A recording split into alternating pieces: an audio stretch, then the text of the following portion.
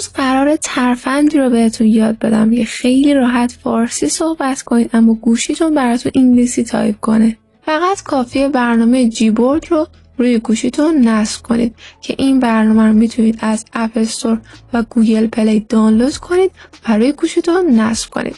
حالا بعد از نصب برنامه وقتی که کیبوردتون رو باز کنید این آیکون رو بزنید. حالا اینجا اولا با استفاده از گزینه تنظیمات میتونید یه سری تنظیمات رو بهش اعمال کنید. مثلا توی بخش زبان میتونید زبان منظرتون رو به کیبوردتون اضافه کنید. من اینجا میخوام زبان انگلیسی رو بهش اضافه کنم. اگر هم که زبان اضافه‌ای وجود داره میتونید اون رو از بخش ویرایش پاک کنید.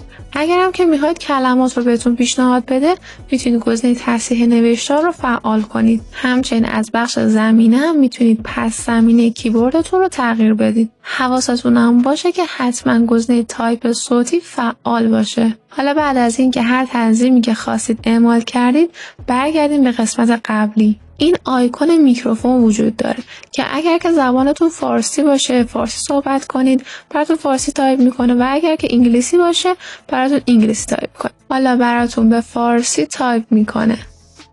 برای این که ما فارسی صحبت کنیم اما برامون انگلیسی تایپ کنه فقط کافیه این گزینه ترجمه رو بزنید. حالا گزینه میکروفون رو بزنید و صحبت کنید. حتما ویدیو رو برای دوستانتون هم ارسال کنید. لایک و ساب یادتون نره. ویدیو بعدی میبینمتون. فعلا